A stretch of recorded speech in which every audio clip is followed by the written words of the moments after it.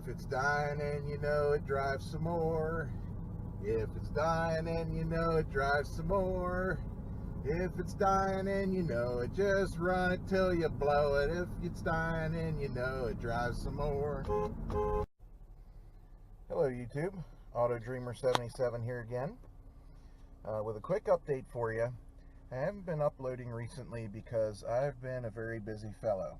As you can see, we're sitting here running in the minivan, and according to the gauge cluster, there's really nothing unusual going on here, but it failed me one morning because of this. As you can see, not going anywhere. There's drive, also not going anywhere.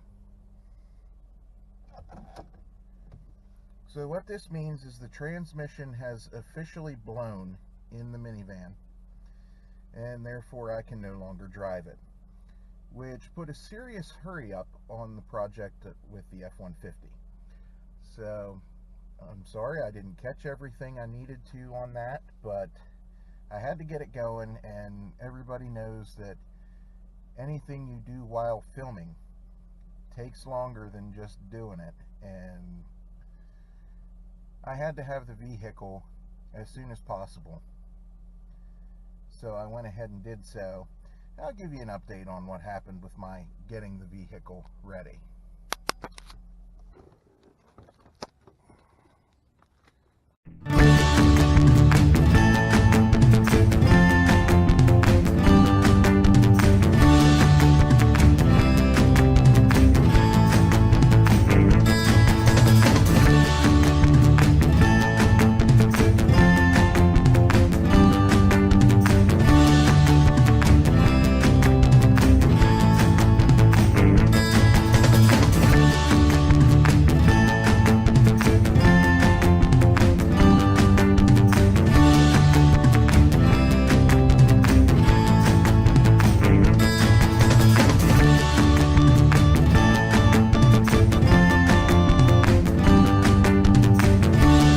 And here she is.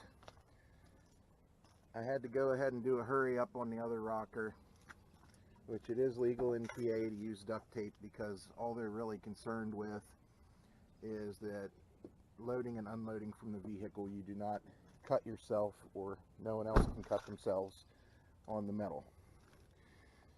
As you can see, there's the important part.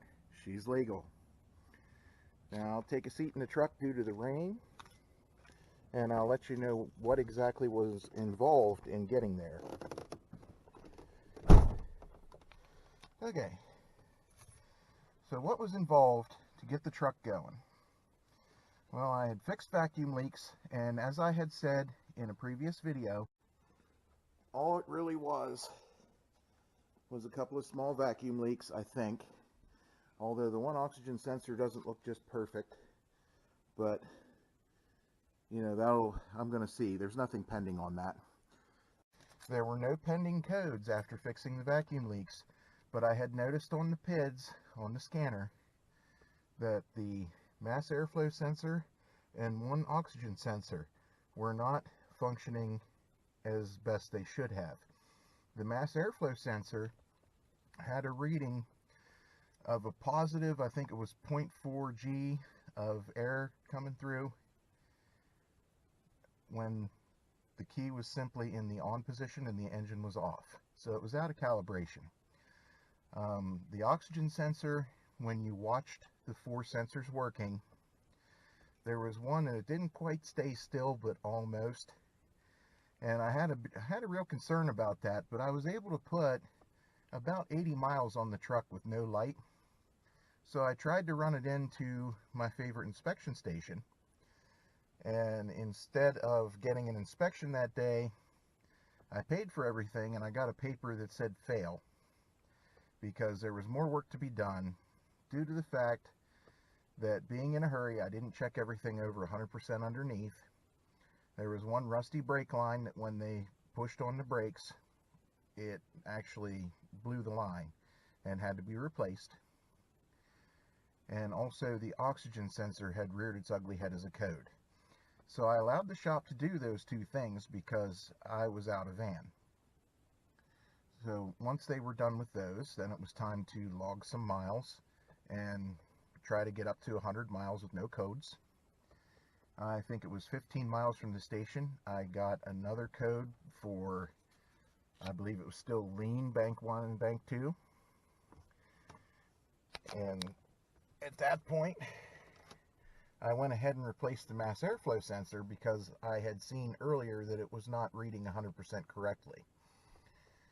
So upon replacing the mass airflow sensor, I then reset the computer and began logging miles again.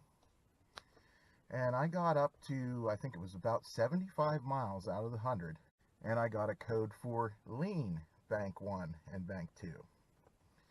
So at this point, I just pulled it into the shop, got some B12 chem tool out, and I cleaned the throttle body.